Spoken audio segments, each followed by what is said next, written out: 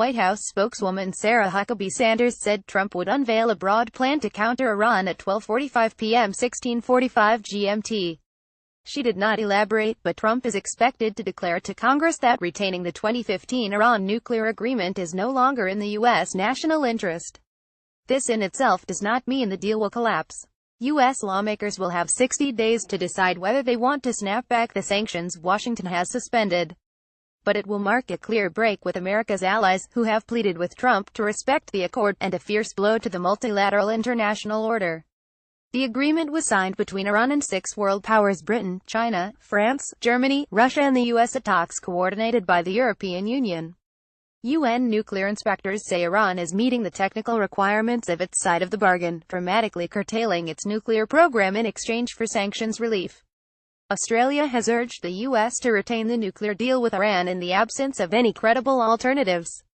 "We are urging that it be maintained and Iran's other behavior be dealt with in different circumstances," Foreign Minister Julie Bishop told ABC TV. Related reading: So, while U.S. officials still insist that an America first does not mean America alone, on this issue they are starkly isolated. The other signatories all back the deal. "This is the worst deal. We got nothing," Trump thundered to Fox News on Wednesday. "We did it out of weakness when actually, we have great strength."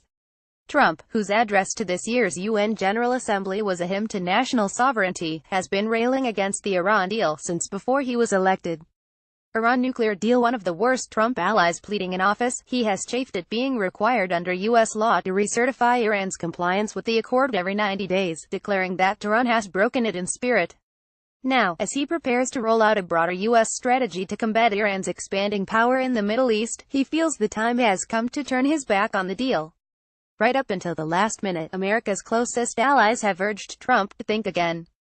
After his nationalist UN speech, EU Foreign Policy Chief Federica Mogherini warned that the deal doesn't belong to one country, it belongs to the international community.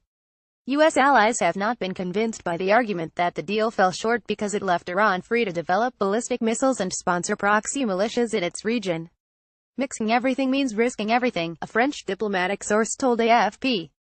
"The existential threat is the bomb. The nuclear deal is not meant to solve Lebanon's problems." Related reading: Europe fears not only that Iran will resume the quest for the bomb but that the U.S. is relinquishing its leadership role in a stable, rules-based international system.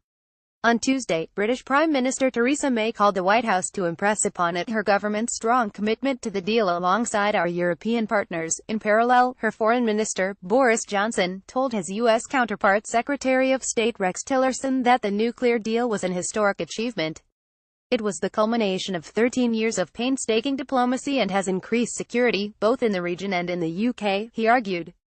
But the U.S. administration barely acknowledged the calls, and European diplomats in Washington privately complained that their message is not getting through.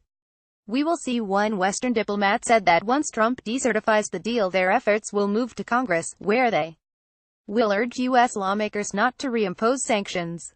"Our embassy is working with the legislature," German Foreign Ministry spokesman Rainer Brühl said this week. "We are looking for dialogue to explain our arguments.